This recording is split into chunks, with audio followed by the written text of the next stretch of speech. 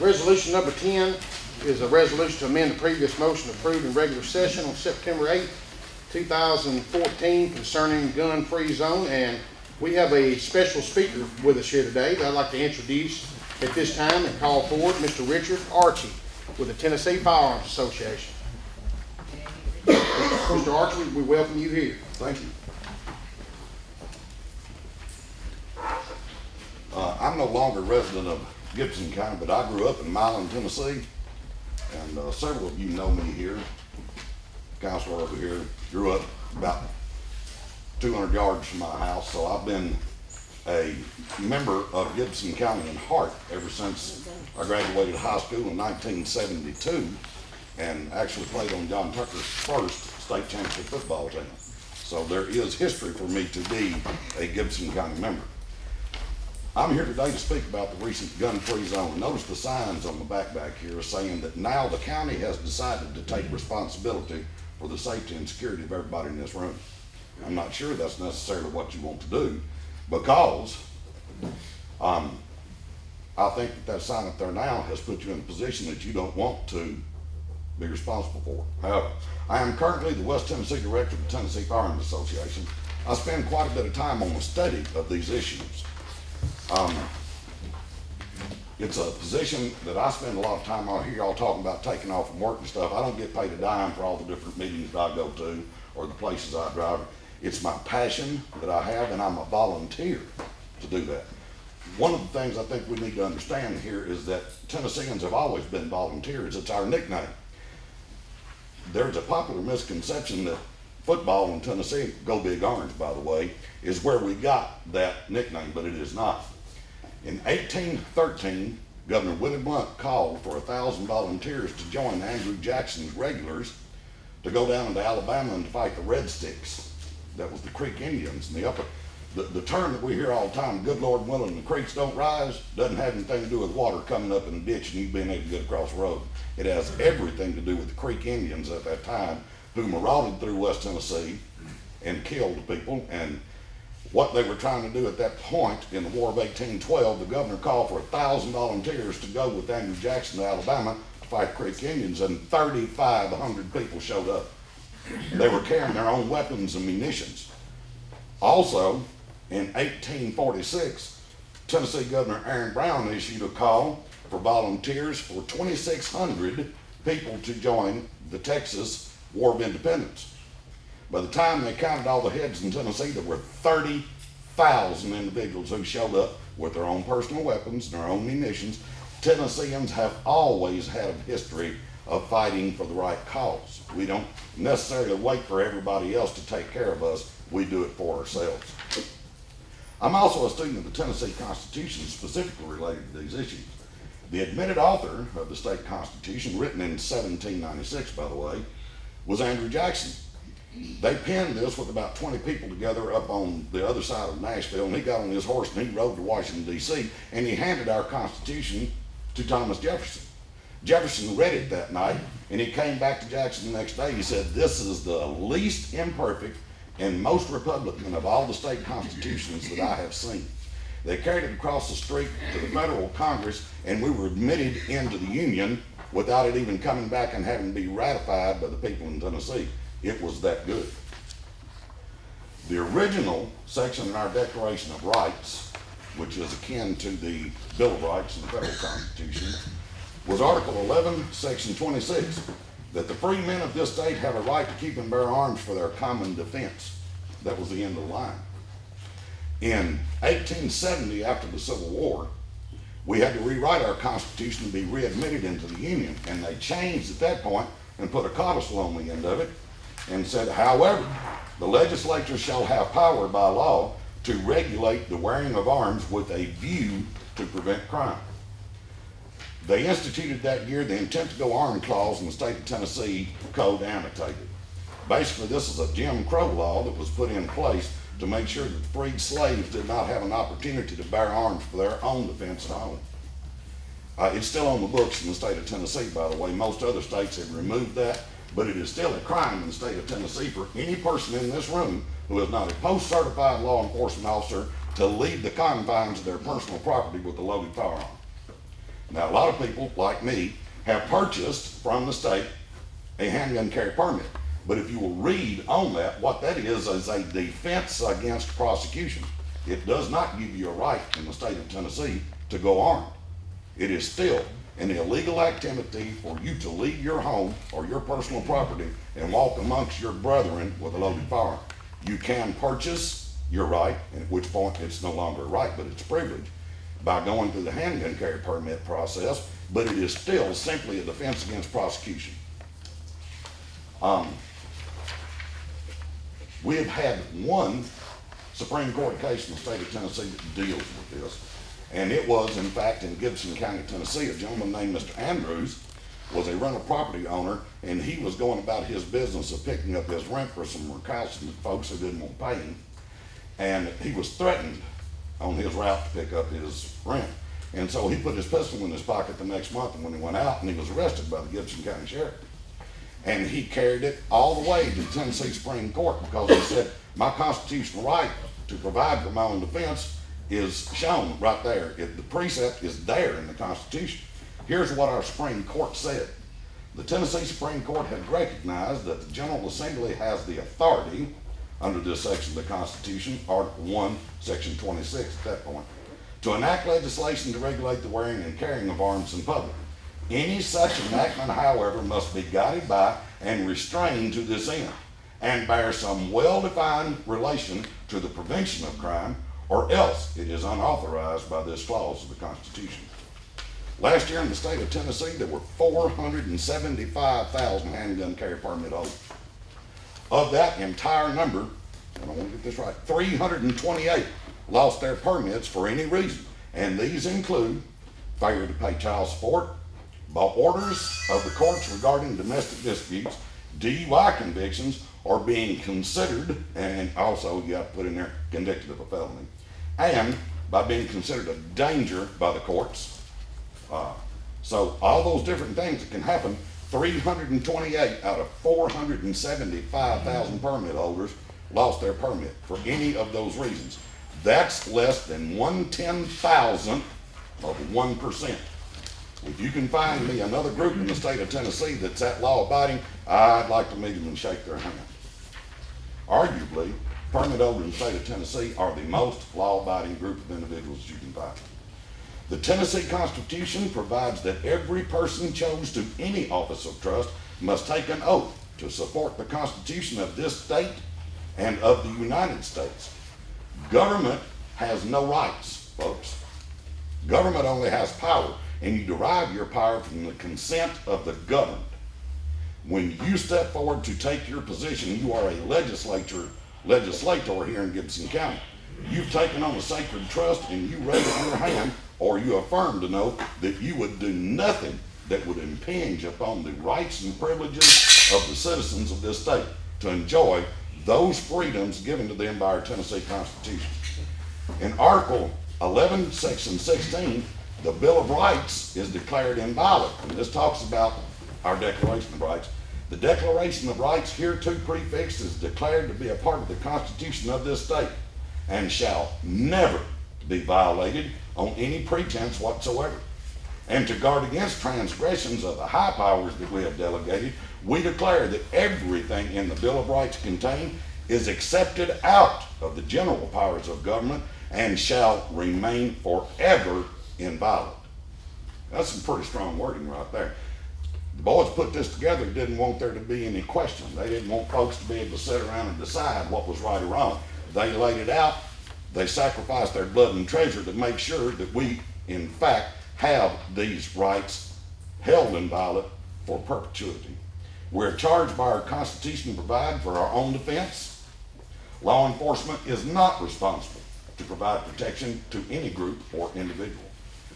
If you or I are walking out, say of Kroger, 10 o'clock at night, and we're going back to our car, an individual, I live in Jackson by the way now, third most dangerous municipality in the entire United States. It is safer to live in Chicago now than it is in Jackson, Tennessee. I fight this same battle down there all the time. But if we're walking out of Kroger back to our car at 11 o'clock at night, just got from a county commission meeting, we got to stop and pick up some milk because the wife said so. and we're accosted and robbed, somebody hits us in the back of the head with a baseball bat, can we turn around then and sue the city of Jackson or Gibson County because we were injured, because we were robbed? Of course not. No municipality can stand to be responsible for your safety. Ergo, that's why in the Constitution it calls for you to be, under Article 1, Section 26, responsible for your own safety. If your car gets stolen, can you turn in a claim to the county and say, car was picked up out of my driveway? Sheriff's supposed to make sure that he ferrets out all crime and keeps that from happening. I'd like to be paid back for that. They're going to laugh at you because municipalities are not responsible to return your stolen properties, just like they're not responsible for your personal safety. And I'll give you a couple of instances here. Castle Rock versus Gonzalez, June 28, 2005. The Supreme Court of the United States of America ruled that police do not have a constitutional duty to protect any individual from harm. Warren v. District of Columbia, 1981. The District of Columbia Court of Appeals held that police did not owe a special duty to provide police services or protection to any individual based on their public duty doctrine. I'm going to give you a reference here that you might be concerned with. February 7, 2008, at the Kirkwood, Missouri City Council meeting, Charles Lee Cookie Thornton, who had a piece of paper issued by a judge, a restraining order, said you can't come back to the city council. He walked across the street with a .44 Magnum pistol and waited for a police officer to come by, shot him in the back of the head and picked up his service weapon, a .40 caliber. He then entered into the city council meeting where he walked up behind the police officer who was on duty, supposedly to provide protection to them, shot him in the ear and killed him. Then he killed 5 and wounded 2. Now this was a man that had a prescription from the government saying, not only can you not carry a weapon, but you can't come into this place. Now, they had a police officer on duty standing at the back door to watch. He was killed instantly. Evil, folks, doesn't pay any attention to these signs that you put up. If we watch the news recently, we saw an incident occur in Oklahoma where an individual came into a place of business and he took a long knife and he cut a woman's head off. And then he started down the line, he grabbed the next one. An individual there who was a reserve police officer, reserve sheriff. Good thing that he had some training. But in this instance, he was not on duty. He was not in his uniform. He was not acting as a police officer, had access to a weapon. He had his own handgun carry permit, and he stopped that right then. He was able to defend his place of business, his life, and the life of the rest of the employees there because he had a firearm. I don't know how many of you have ever heard of Dr. Susanna Gracia Hupp. She is a lady that was eating lunch with her mother and father in 1991 in Killeen, Texas. An individual drove his pickup truck through the front plate glass window of Luby's restaurant on a Sunday afternoon at 2 o'clock. He got out and he had 2 weapons with him. He started shooting people. He killed 23 and wounded 19. Nobody was able to do anything. Dr. Hupp was there with her mother and father. Her father realized what was happening, so he charged the gunman, was instantly gunned down. His mother, or her mother, then turned and cradled him, and he walked up to her and placed the gun on her temple and killed her while her daughter watched. She was able to escape out a window when a gentleman jumped through that window. She got out behind him, and she made it her life's business at that point to get elected to the House of Representatives in Texas, and she was successful. She held that office for 5 terms, and she was instrumental in getting the Texas handgun carry permit bill passed. If y'all realize that from the Civil War until 1995 for Texas and 96 for the state of Tennessee, it was illegal for the average citizen to carry a handgun of any type. She said she wasn't mad at the gunman for shooting her mother and father. She was mad at her legislators for denying her her right to provide for her own protection. She has a quote that I'm going to give you. How a politician stands on the Second Amendment tells you how he or she views you as an individual, as a trustworthy and productive citizen, or as a part of an unruly crowd that stands and needs to be lorded over, controlled, supervised, and taken care of. In other words, whether they need to be treated as citizens or subjects.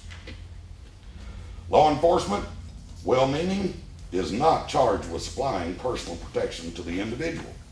Our Constitution lays that burden on us. If you have a gun-free zone, the only people that are going to be entering here are going to be criminals. Because I personally left my weapon outside today. I honor your signs.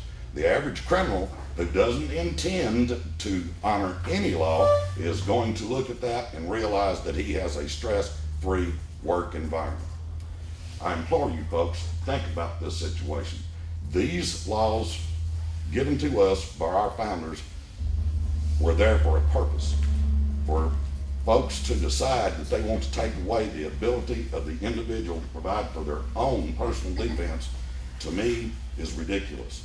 I ask you to reconsider your action, look at your oath and obligation under the Constitution of the state of Tennessee, and reread Article 1, Section 26 that says that each of us has the right to keep and bear arms for our common defense. Thank you. Thank you, Mr. Archer.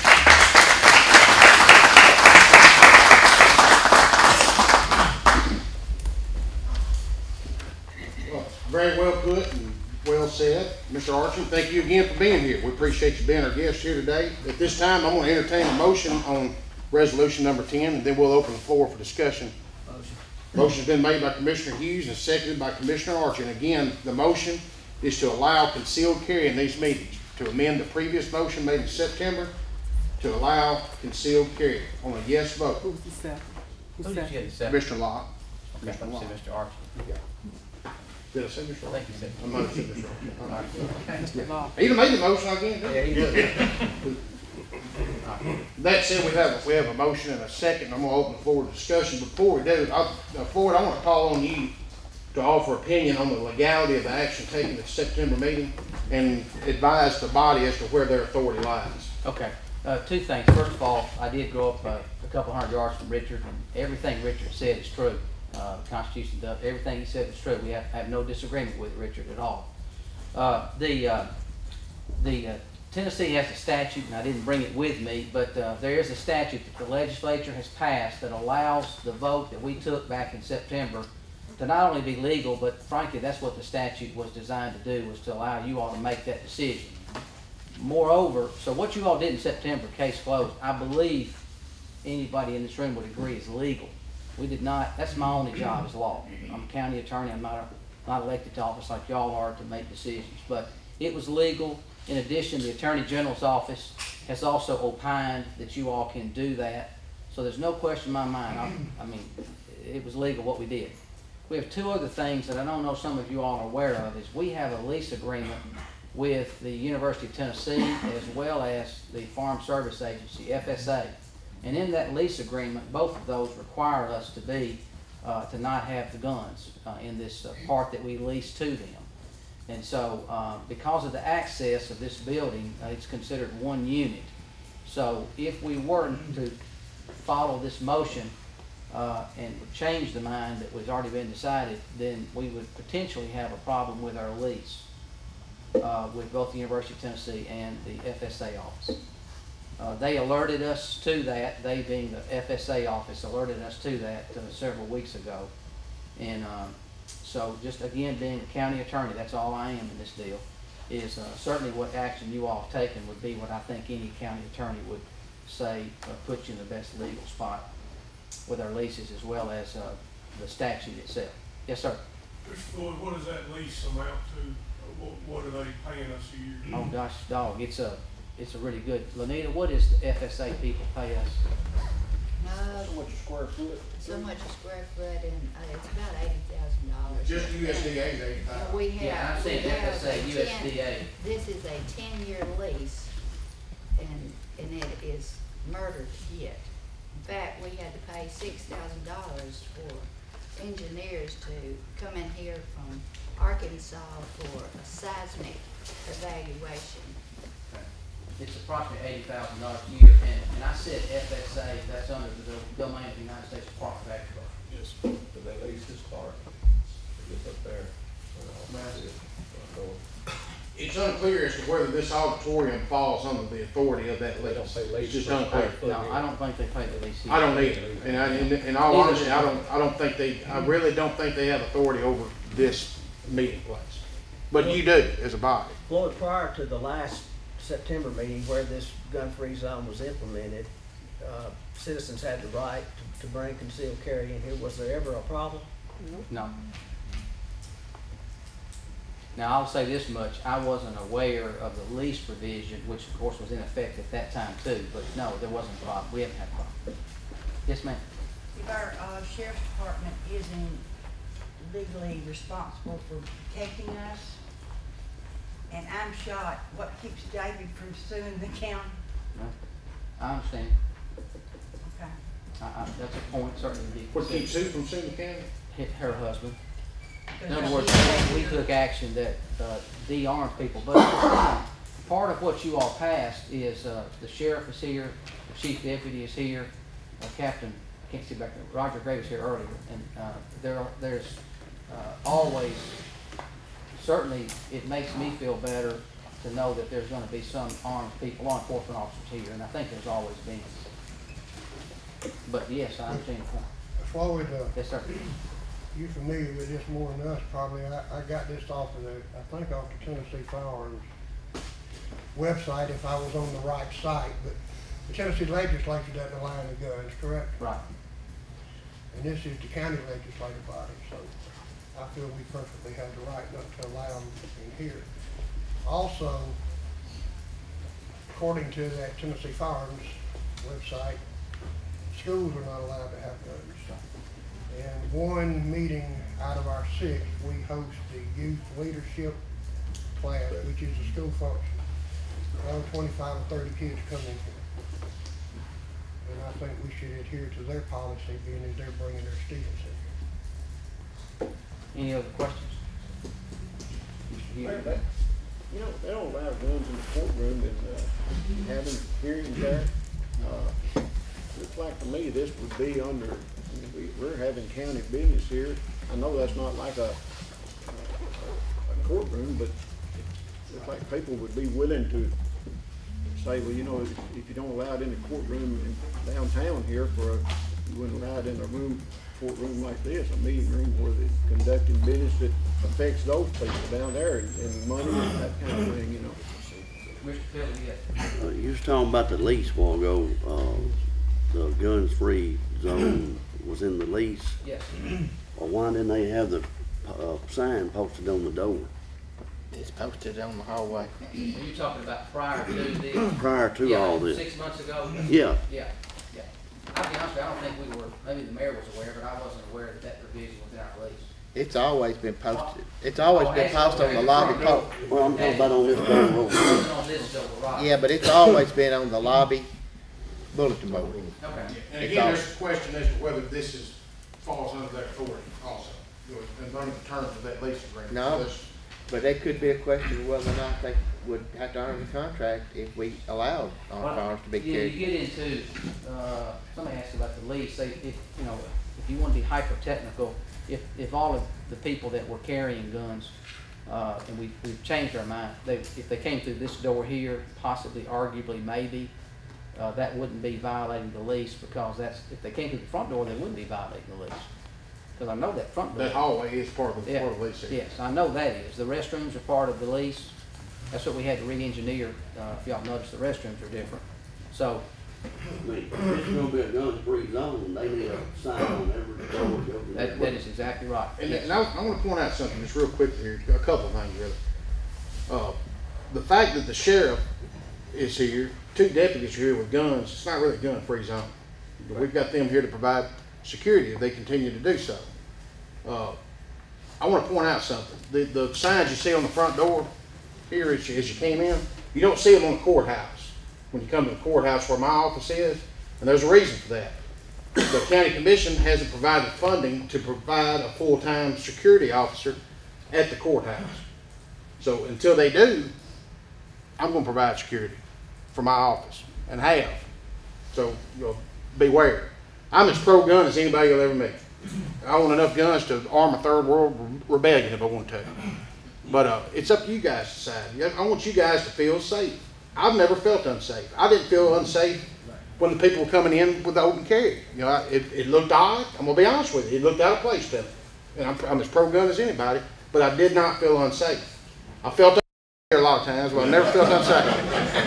Yeah. But it's important that you guys feel safe and that you guys have everything you need in here to make a comfortable decision and to govern with peace of mind, as we talked about earlier. I want you guys to be comfortable with it. You know, if you guys feel better with me bringing one of my AR-15s and putting them on the wall right here, you just give me the word and I'll do it. I want you guys to feel comfortable and be at peace and feel safe. That's you guys' honest truth. Is Mr. our Steele. sheriff going to continue to maintain our security out here? I think the sheriff would like to say a word. Yeah.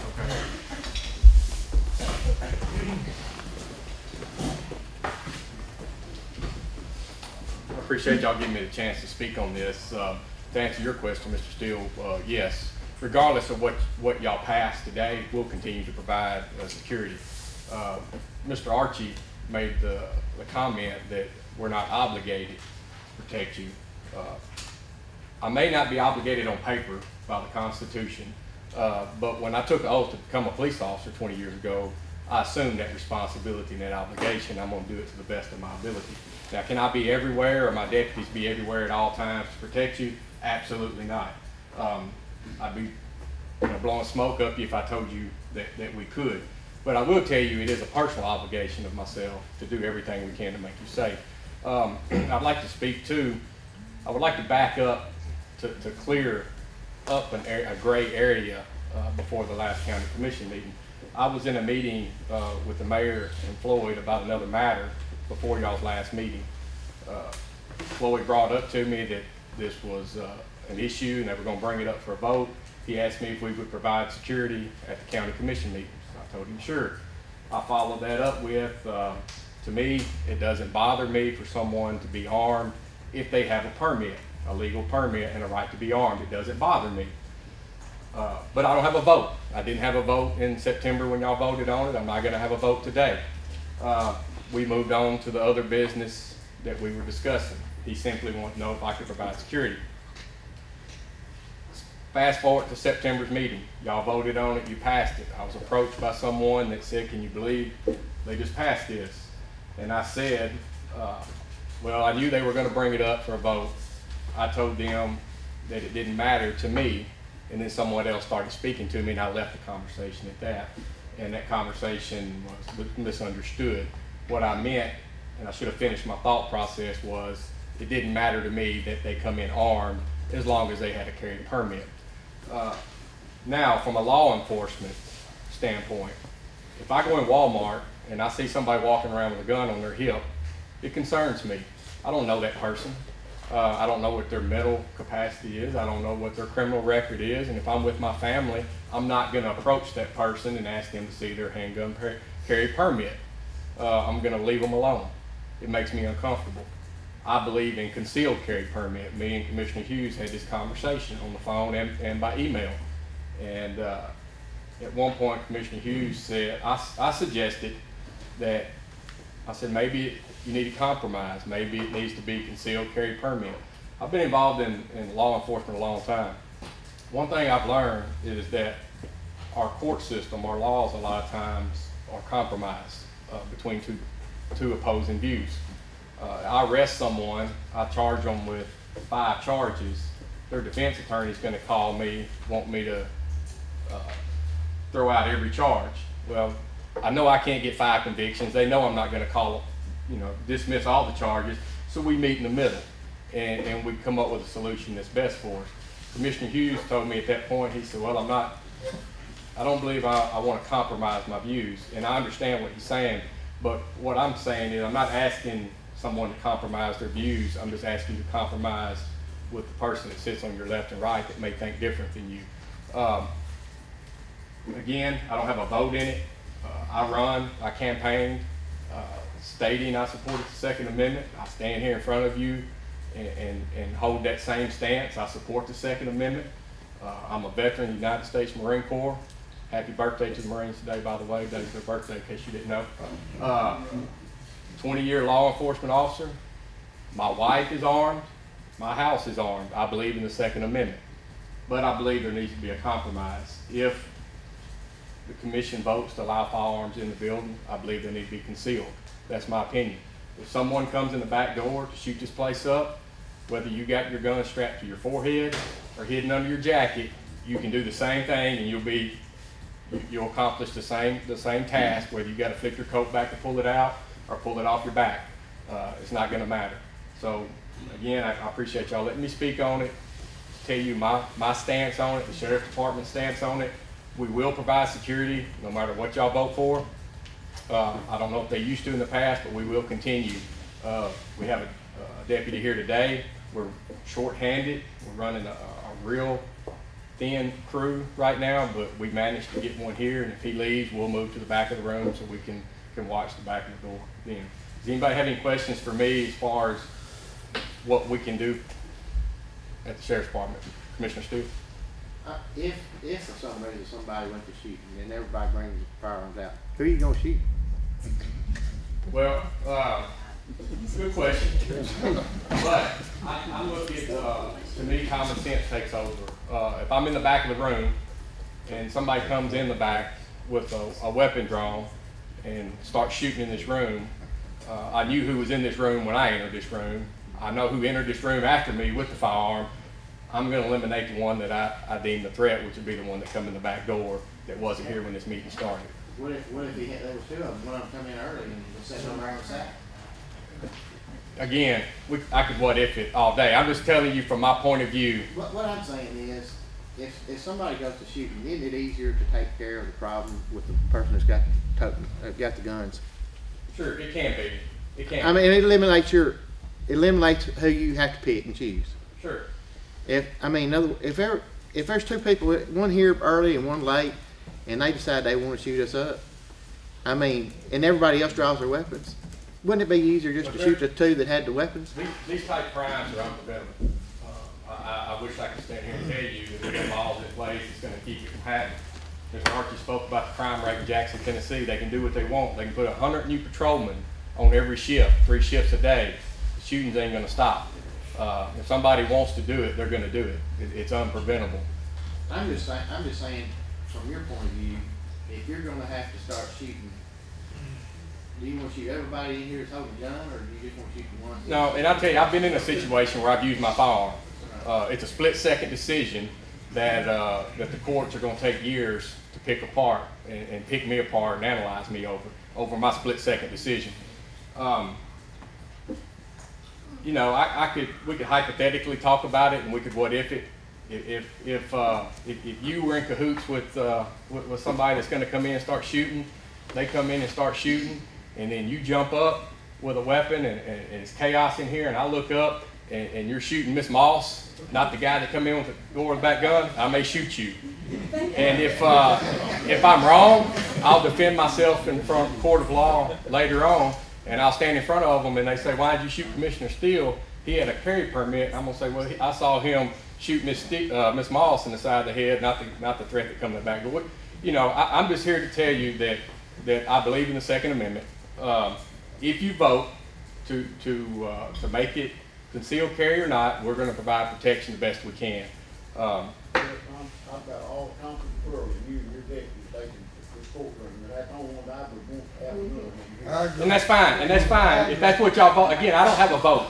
I do not have a vote in it. All I can do is offer my opinion to you on my stance on it, and that's what I wanted to do, because it was unclear as to my stance on it to some people. And you know, like the mayor said earlier, I'll honor whatever y'all vote for. We're going to provide security whether y'all carry concealed weapons or not. But that's if you're going to do it. For those of you that are on the fence, I suggest you make it concealed carry. Is the reason I took this podium. And from a law enforcement standpoint, seeing, and there's 2 other deputies in here on this commission, you can ask them after the commission, I bet they feel the same way. If you see somebody out in public just walking around with a gun on their hip, it makes us as law enforcement feel uncomfortable because we don't know them people. So, and like Mr. Archie said, we got nearly 500,000 people in Tennessee last year that applied for permits. We got a lot of people walking around with guns, and I don't know who they all are. If I come out one, you better shoot me because I lost my mind. Now see, I would probably be okay in a court of law because I got plenty of witnesses that give me the go-ahead. So, Ms. Moss, if he jumps up, you lay down. And, if I didn't shoot Mr. Vallis in 16 years, there's probably. Sheriff, I want to ask you a hard question. Do you believe that preventing people that have gun carry permits from coming in this room with their concealed carry in any way prevents crime? do I think that preventing them from coming in here prevents crime? No. So in other words, the gun-free zone rule that's been implemented, in your opinion, does nothing to prevent crime? Again, it's my opinion, but no, I don't think that gun-free zones prevent crime. Let me ask you another question, Sheriff, related to that. And again, that's my personal opinion on it. The opposite, do you think it being a place where people are carrying, besides officers are carrying guns, does that prevent crime in here? I think in some instances it would. You could look across the board at the shootings we had in the schools, other gun-free, we could sit up here and I don't know how many gun-free zones there were shootings at last year. I would suggest probably 400 or 500 probably across the country.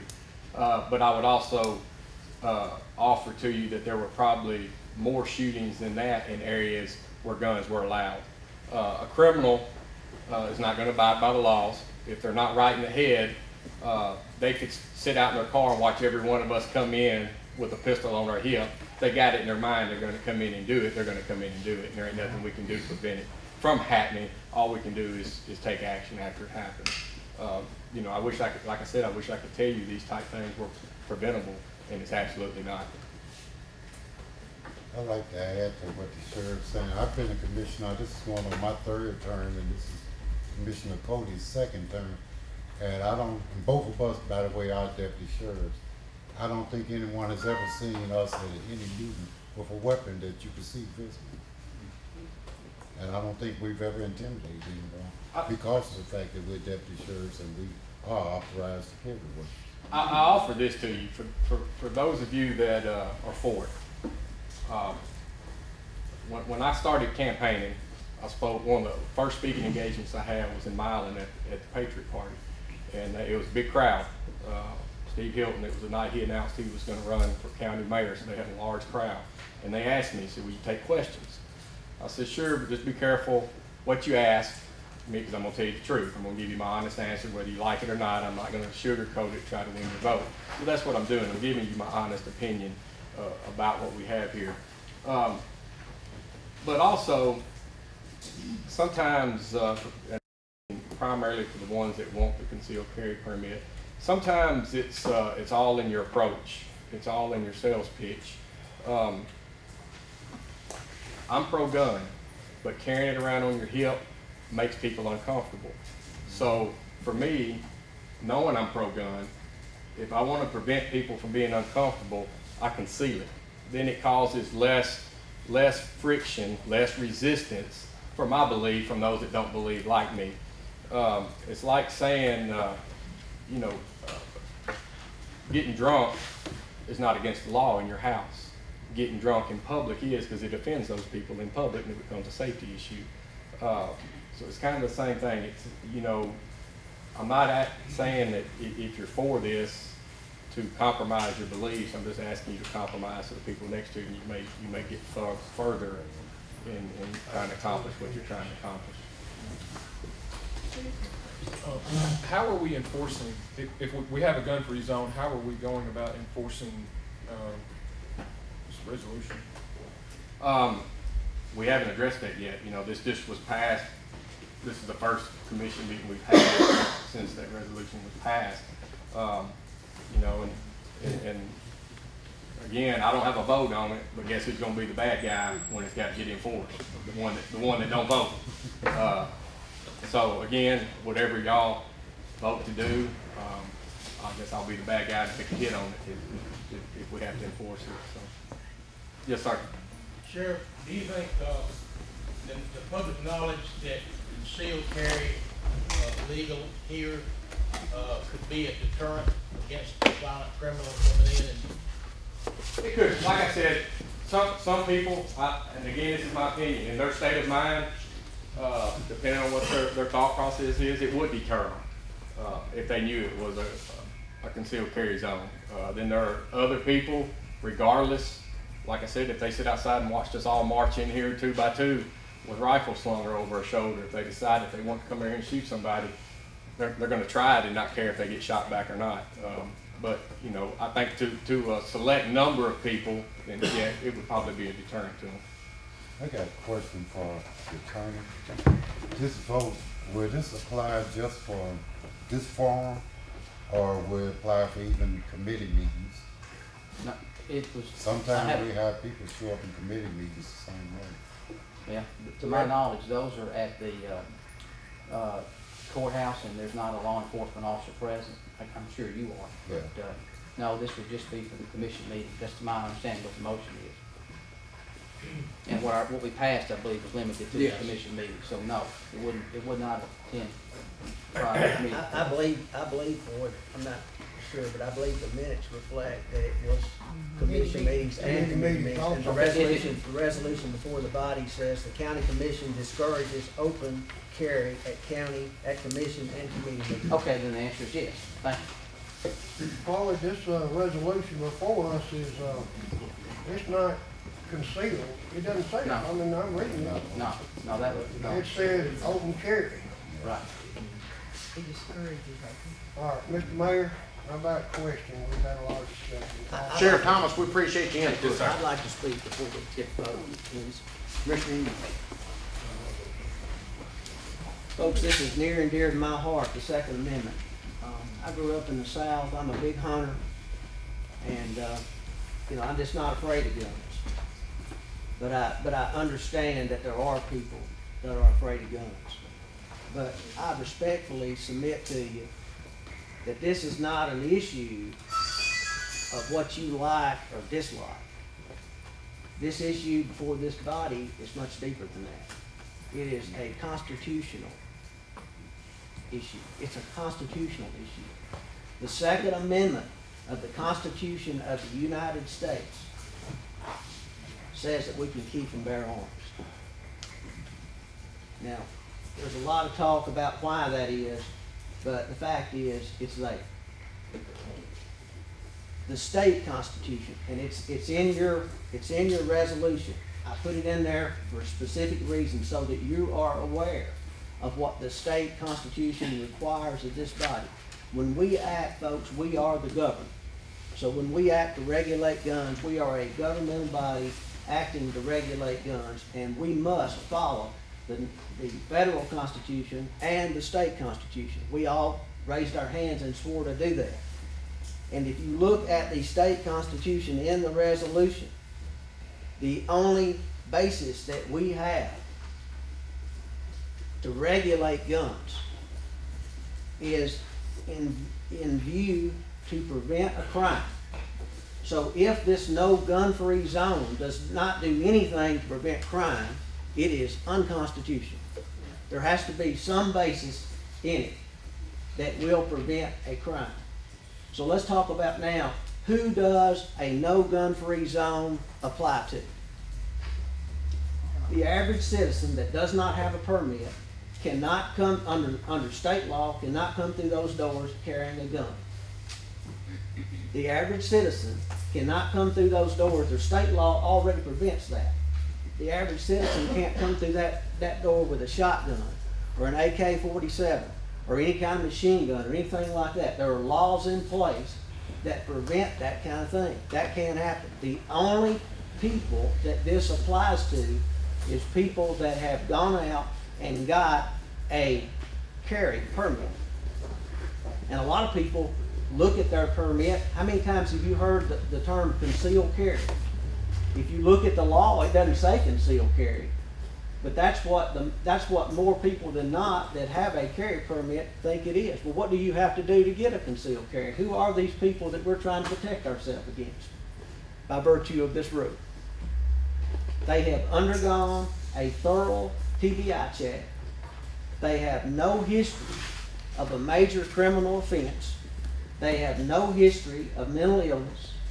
They have no history of being a drunkard. All of that stuff is in the statute, and I can go right down the list. These are good, law-abiding people that have never committed crimes, that have never done anything, that were convinced of TBI that they can't have a gun. That's the people that this rule targets, and that's the only people that this rule targets. Steve, aren't there exceptions to that rule? I'm sorry? Aren't there exceptions to that rule? You're an attorney, and I'm sure you know there are exceptions like coming into a courtroom and stuff like that. And we don't allow them in even though they've got a permit. That's right. Let me address the courtroom, if that's what you want to talk about. First of all, the courtroom scenario is different from this scenario because the state legislature has passed a specific statute that talks about courtrooms. And what does it say? It says that people cannot go into a courtroom with armed, except for law enforcement, except for the sheriff. When you go into the courtroom, what do? You go through a metal detector. So what's next here? We're going to put metal detectors here? Who are the people that we deal with in the courtroom? Criminals, right?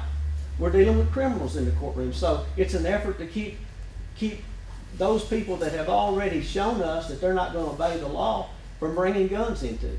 And you have multiple deputies. Every time I go in the courtroom, I have a deputy that I have to go through the metal detector, and then when I walk through the door, I've got 2 deputies staring, looking at the door, and there's only one entrance. Is that true in this place? No, there's multiple entrances here. What if Sheriff Thomas is back there, and what if the gunman comes through this door? All these people pull out these guns and start shooting on him, might shoot me. Well, right. The guy that's coming through the door is coming to shoot you. I'm talking about the guy behind Mr. Archie? Steve, there's one more thing I think you need to bring to bear here. In that courtroom, there is one other select group of individuals that's allowed to be armed by the state legislature, and they don't have to have any training whatsoever. And that's the judge. That's the judge. Right. They specifically gave them through the state legislature the ability, because again, government doesn't have rights, it has powers. They granted judges the ability to carry firearms without undergoing any of that. They don't have to have the same background check, and you need to include that that's an FBI background check as well. Who in most cases is sitting behind a bulletproof barrier under the new courtroom. So, another question I have, what is it that made us have to decide that we need to be a gun-free zone? You know, I heard that, well, somebody carried their gun on the outside of their pants and it intimidated me. I didn't like that. Well, I hadn't heard that person pulled their gun and pointed at anybody or threatened anybody or did anything unlawful whatsoever. It's just the fact that somebody is intimidated by the presence of a gun. Therefore, that's why that we put in this resolution to compromise, as Sheriff Thomas has suggested. This resolution that is before this body right now allows for concealed carry only. That's what it does. I have a question. Steve, I have a question for you. Hold on just 1 second. Let me finish and then I'll take your question.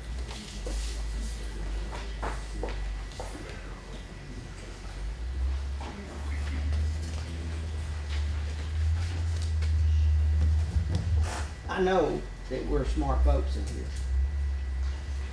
Whoever it is out there that we're afraid of, surely we're not naive enough to think that putting a sign on the door that don't bring a gun in here has any effect whatsoever.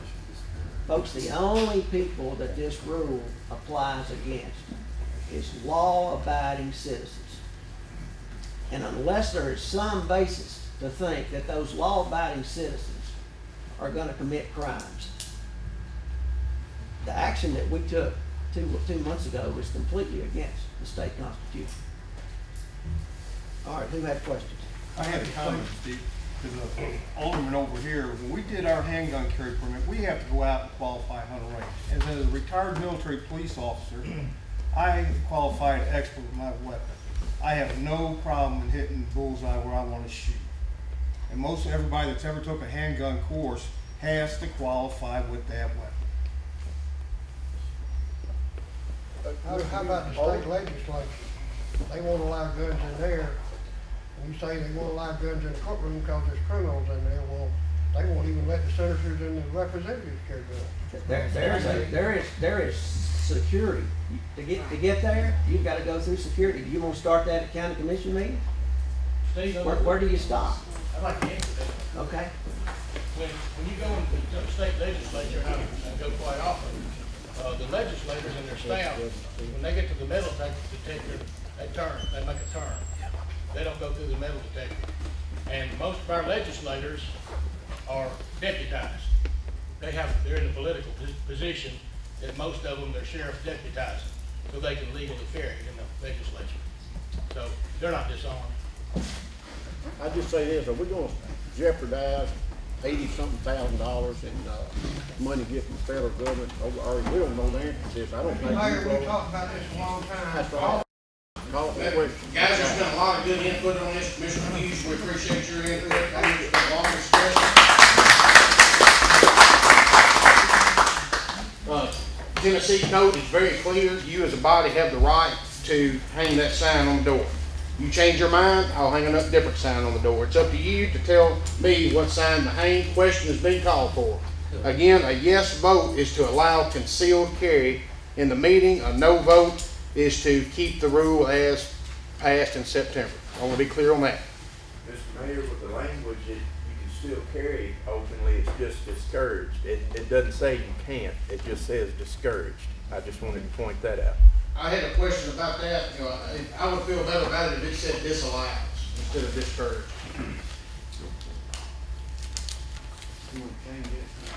There is a reason for that terminology in there. There's a brand new statute that was passed effective April the 28th, 2014. It's codified at 39-17-1314. And what that statute does, it specifically says that the General Assembly preempts the whole field of the regulation of firearms, ammunition, or components of firearms or ammunition, or combinations thereof, including but not limited to the use, purchase, transfer, taxation, manufacture, ownership, possession, carrying, sale, acquisition, gift, and so on of firearms. Now there are certain exceptions to that preemption statute that is labeled, none of which apply here. All right, so the question then becomes, the very first of that statute says, except as otherwise provided by state law. The old statute that Mr. Flippin referred to does provide that the county commission, that a county governmental body has the right to regulate firearms. But you have to read those two statutes very closely. They could possibly be subject to litigation to determine what does it mean when the state legislature passed this statute that says we preempted. Therefore, the wording in the resolution is that we, like it's set up. Motion's been made and seconded. Again, a yes vote is to allow concealed carry meetings going forward. A no vote is to keep the regulation as passed in September.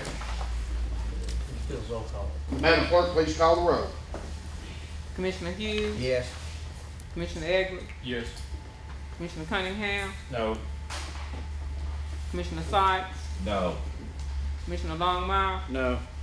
Commissioner Carr? No. Commissioner Macklin? No. Commissioner Bevins? Yes. Commissioner Tubbs? No. Commissioner Morgan? No. Commissioner Cameron? Yes. Commissioner Summers? No. Commissioner Cole? No. Commissioner Nance? Yes. Commissioner Locke? Yes. Commissioner Collins? No. Commissioner Flake? No. Commissioner Smith? No. Commissioner McEwen? No. Commissioner Littleton? No. Commissioner Pillar? Yes. Commissioner Steele? No. Commissioner Yergin? No. Commissioner Childers? No. Commissioner Moss? No.